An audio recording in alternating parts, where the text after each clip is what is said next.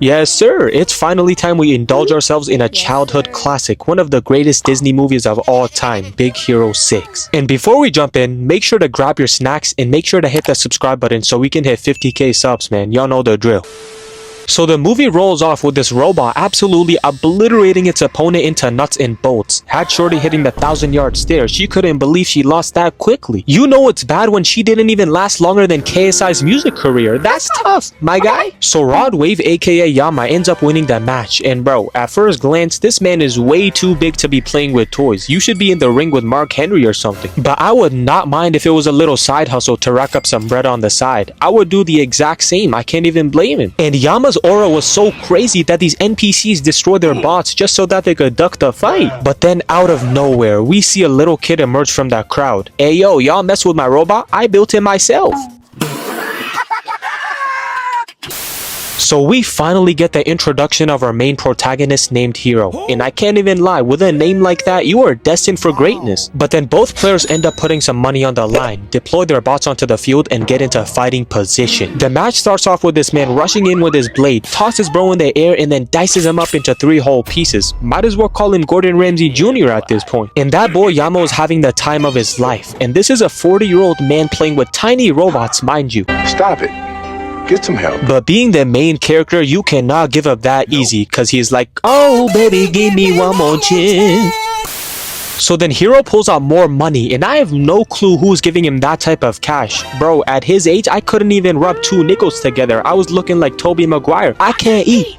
I'm broke. So round 2 kicks off with Hiro putting his bot into destroy mode, and he had Yama perplexed cause he hits a magnificent quadruple weave. Nah, my controller gotta be broken or something. So Hiro's bot then turns into 3 magnets, climbs on top of him, and then completely dissects bro, and then finishes the round with a vicious combo hitting the Spider-Man pose on him. And that was clean. I'll definitely give him that. Like, Hiro really showed that size does not matter. Maybe Kai Cenat can learn from him. And bro, Hiro should have took the winning prize and kept his mouth shut, cause Yama gets salty from the loss and then slams him against the wall, stealing his robot. Hey, teach this little brat a lesson.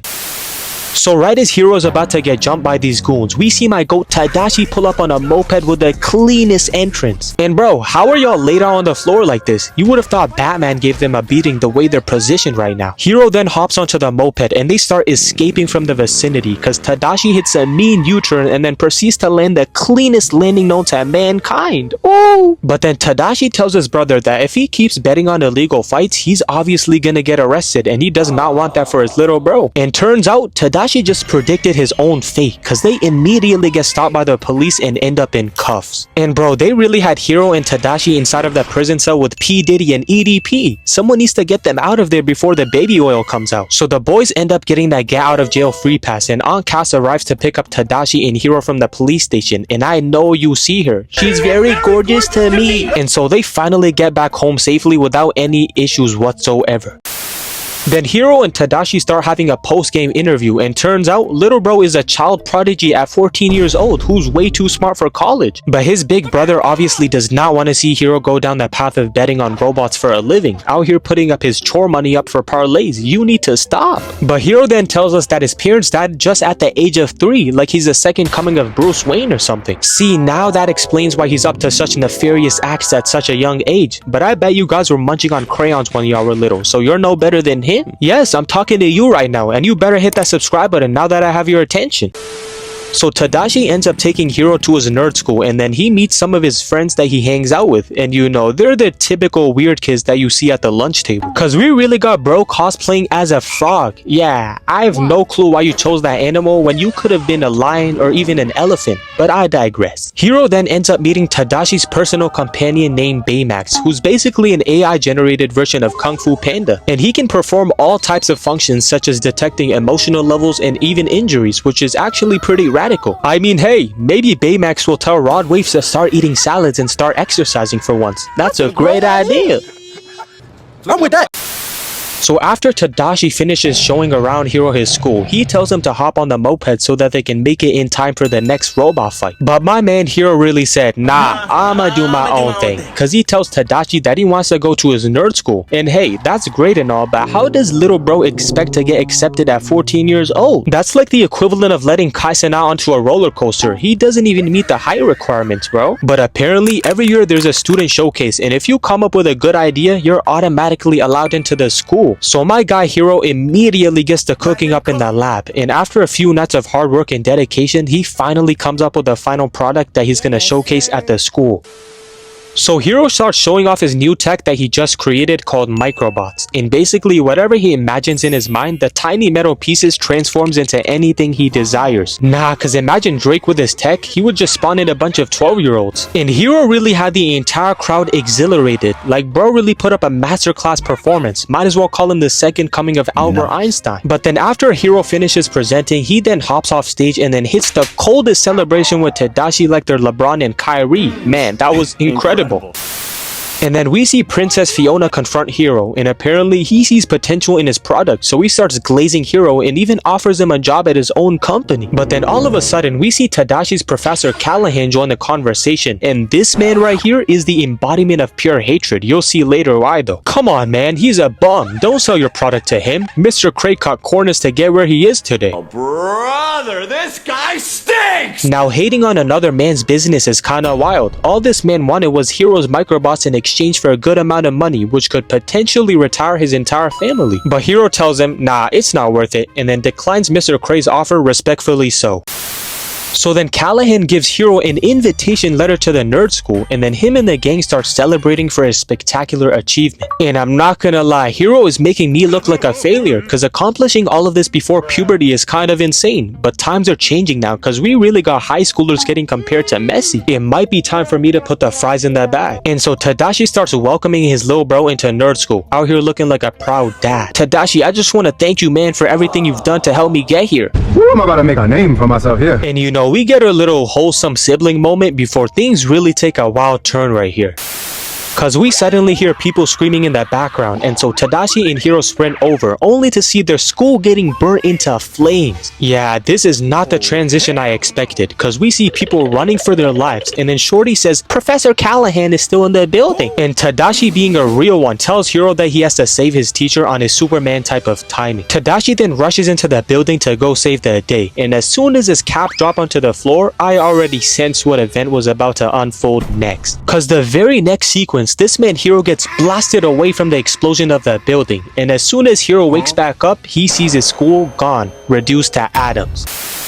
And it was a very sad day for Hiro and his friends, cause he lost both his future professor and his brother in the same day. Not a single smile was seen, only tears and pure emotions were expressed, and my boy Hiro was sitting there devastated cause he realized he lost a real comrade in battle. This is like Goku losing Krillin, Naruto losing Jiraiya even. This really struck a sword through my heart, man. And hey, Tadashi got my respect forever cause he really put his life aside for someone else's, and if you're as sad as me right now, hit that subscribe button so I know that you're relating to me right now.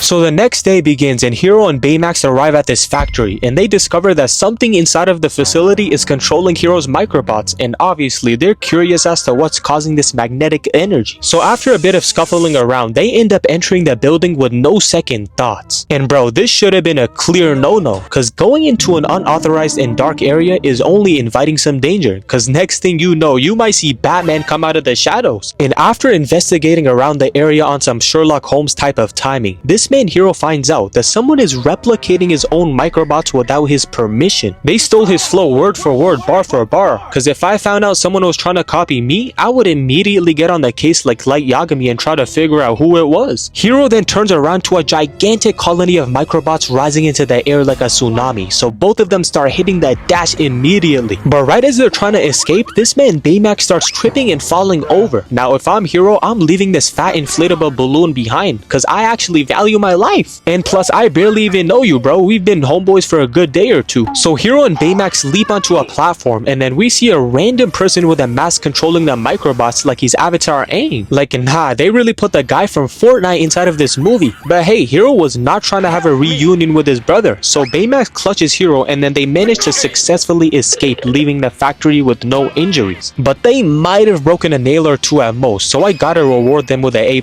on that mission.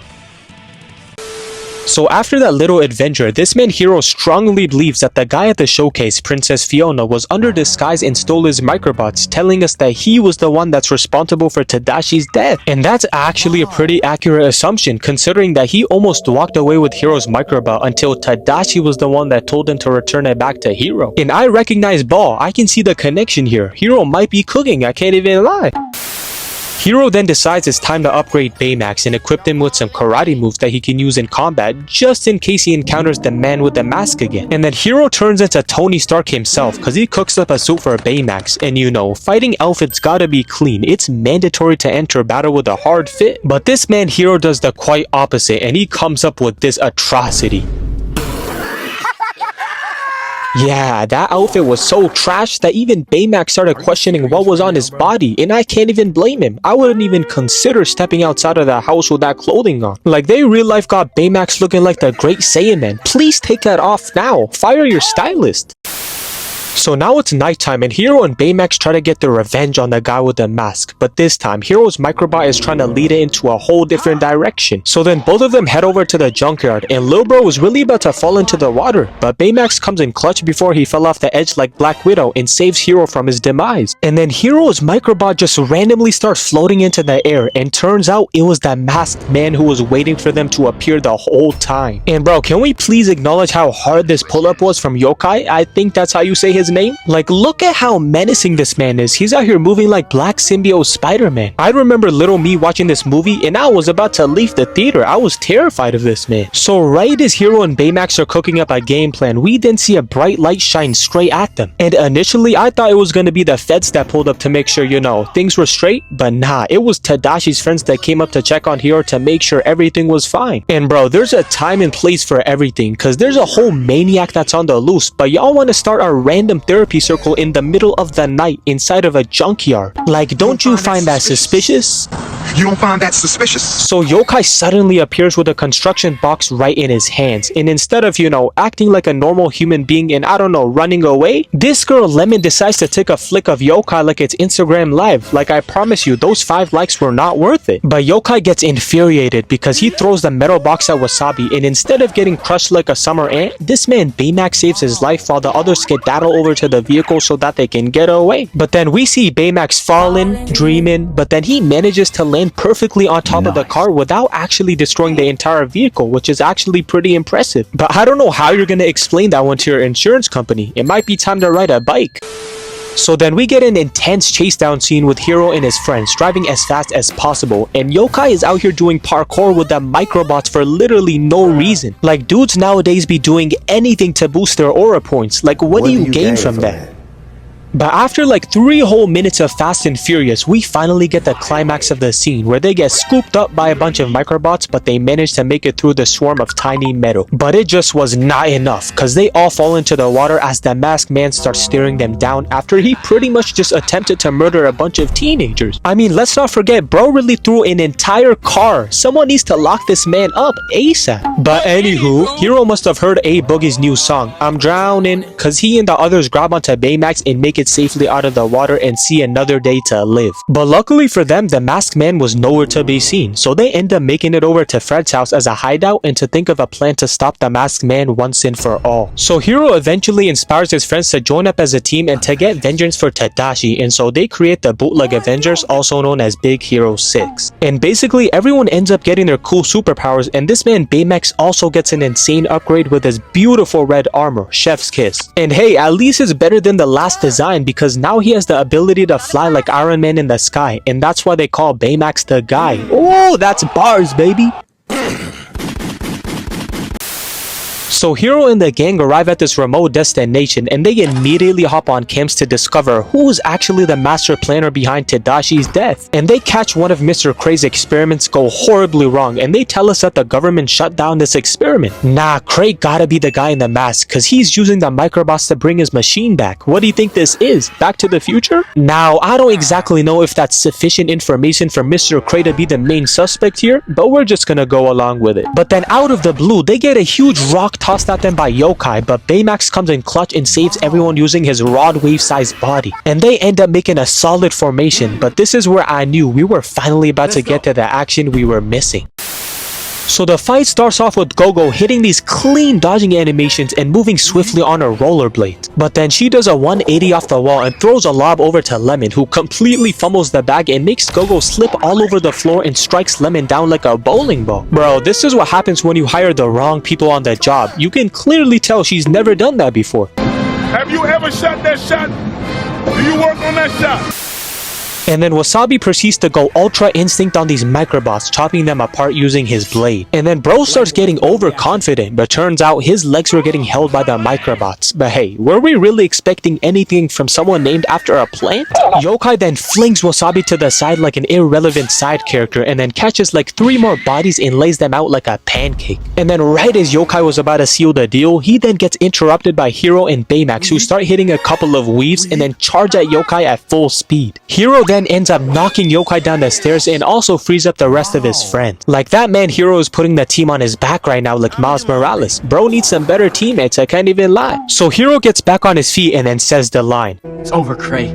But then as soon as this man turns around, we see none other than Callahan in the flesh, and he had everyone shook. Even I was like, Oh no, this can't be. Like, this right here is the greatest plot twist in Disney history, because even Hiro is like, I thought you died in the explosion. But then we find out that Callahan used Hiro's own Microbots to save himself in the fire, but left Tadashi to get burned like an absolute crisp. He went in there to save your old dad. That was his mistake. Was his mistake. Yep, that's me. You're probably wondering how I ended up in this situation. And this is where Hiro realized that it was time to crash out, cause he puts Baymax into destroy mode and all that man sees is nothing but red. Like, I was really in my chair geeks watching this, cause we need to get revenge for Tadashi. We can't let a 50-year-old man in a shiesty get away with this. He looks like Jinxie from Wish. So Baymax locks onto his target and shoots at Callahan, but he flips out the way and makes a run for it. But this is where Baymax loses full control, cause he smacks Gogo to the side and then starts walking down Callahan menacingly. Like, oh nah, look at bro's face, he knew he should have just stayed in the retirement home today. Unk is about to have a heart attack. The others try holding Baymax back, but it only results in Fred getting tossed away, and then while Baymax is walking towards Callahan, he then says, "Get your hands off me," and then throws the other two away like a pile of garbage. Yeah, it's safe to say that Baymax was out for blood today. But luckily for Callahan, he manages to escape the facility with his Microbots just in time. So we fast forward a bit after Hiro comes back to his home and everyone realizes that Callahan set up his own daughter the entire time and used Cray as a decoy and blamed it on him. Like, nah, Callahan is actually an S-tier villain. He really packed up his own bloodline for no reason. Bro has no remorse for human life. He's a sick individual.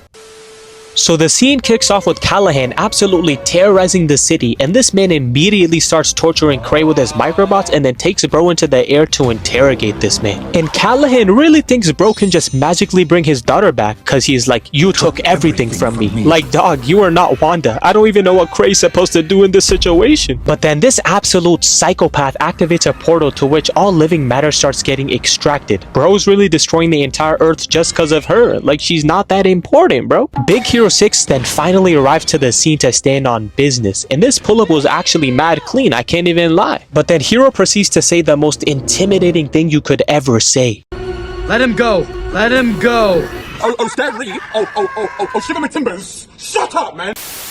So the fight starts off with Hiro thrusting towards Callahan, but then he hits a clean weave and then grabs Baymax by the legs and swings him around town, which sends Hiro tumbling into a random building. But Callahan was not playing around, cause he grabs Baymax again and then slams him straight into the floor, and that boy Baymax is out for that count. He got cooked badly. Gogo then makes her entrance by hitting 2 easy weaves, only for her to get trapped inside of a ball full of Microbots, slowly coming closer, about to devour her into a 5-star meal. And Fred might actually be related to Patrick Star because this idiot tries burning metal with fire. I don't know how you think that's gonna work, but you stupid. Fred then gets body slammed against the wall and suddenly gets his arms and legs held up by the Microbot. Like that man Fred is no benefit to the team. They're better off letting me enter this squabble. Stop the cap.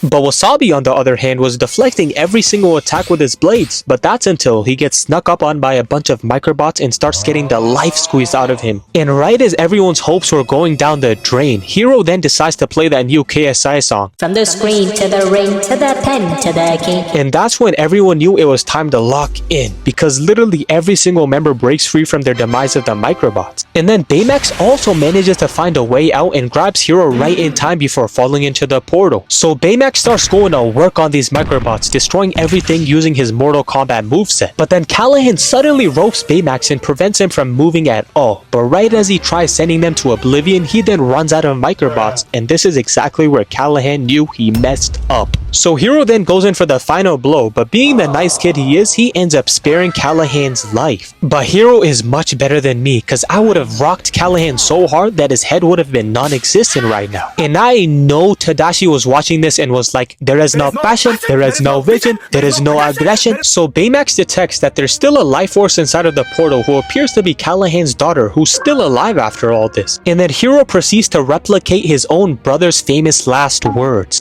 She's alive in there. Someone has to help. Like, this movie is so great. They really did everything perfectly. I hope we get a happy ending because I've already been through way too much trauma. So Hiro and Baymax end up entering the portal and go on a little side quest to go save Callahan's daughter. And on their way there, this man Baymax decides to do something unspoken, unheard of, because he literally sacrifices his own life to save Hiro. And even a decade later, I still remember how emotional the scene was in the movie theaters, till this day. And honestly, I'm just gonna let the scene play out by itself because I'm not gonna do it enough justice. I'm satisfied with my care. And Hiro ends up making it back to home safely, but at the cost of what? Man, I really enjoyed making this video. It was 20 minutes long, so y'all better hit that subscribe button or I'm gonna come over there and do it myself. But let me end this before I start crying, man. I'm out.